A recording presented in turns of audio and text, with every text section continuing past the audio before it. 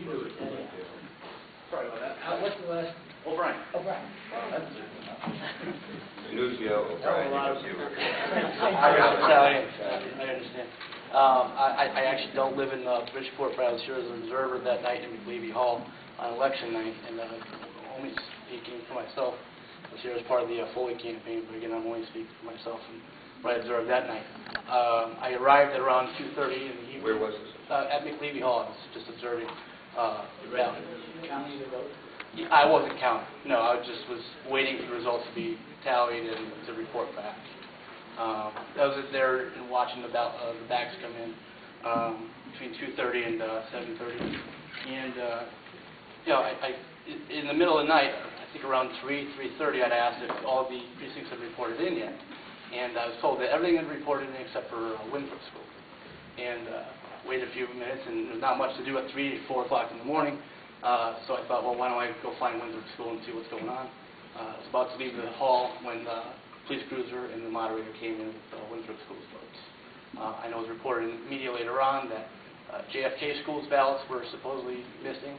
At that point, I had no reason to believe that. So I know we're all here to try to point you in the right direction.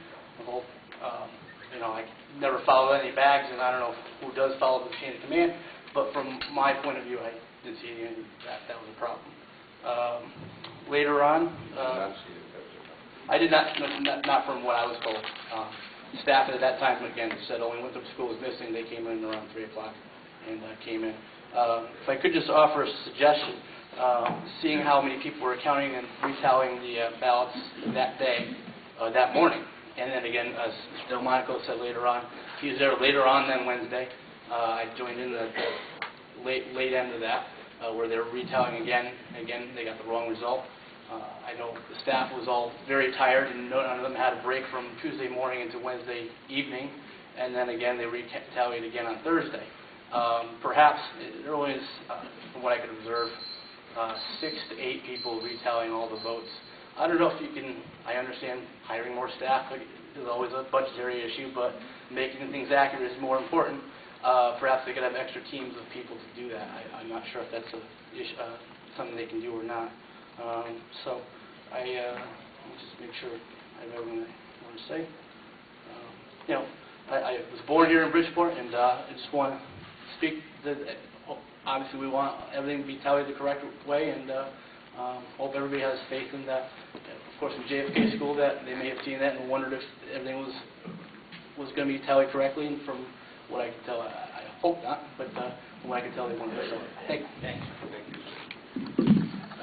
Susan Branley. Thank you all very much for being here. And my name is Susan Branley, and I live at 520 Lake Avenue in Bridgeport. I proudly represent the 130th District on the City Council. And I'm here on behalf of my district. I'm sorry? You want to take more pictures? Just have a seat. Oh, dear God. Sorry about that. Anyway, I'm here on behalf of the 130th District, where both of our polling places experienced lack of ballots. We ran out midday. I was at Black Rock School towards the end of the day. We also experienced the wrong ballots being brought, the copies being brought. And that caused great distress for those who were not on the ballot that should have been. Thankfully, it was discovered fairly quickly, but obviously prolonged the ability for us to be able to get back to voting. There were those experiences. What I really wanted to talk about as well was the professionalism of the poll workers, the training. I know it's very, very difficult to get people who can do a job really, really well one day a year. It's close to impossible to train someone to be efficient, but personality comes into it a lot, and to be the type of person who can respond well and to be able to react under pressure well. Now that we have seen what potentially can happen, perhaps we can be looking at the poll workers and how they're screened and how they're chosen a little bit more efficiently, because clearly at least at Black Rock School, where I witnessed it firsthand, we had people who were under a lot of stress who were not handling it well. And that was to the detriment of the voters, I believe. These were the poll workers, yes. Up to and including that we only had one checker, and I know there were an awful lot of things going on in the city through the election process that day, but we needed somebody there because people were then waiting. Once there were ballots, they were waiting for an hour and a half to be able to vote.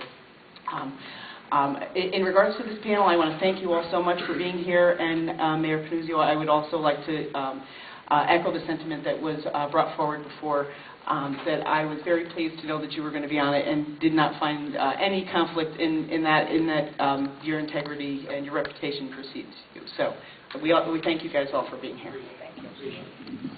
Really tough when the children started caring for you. People who I played politics with years ago.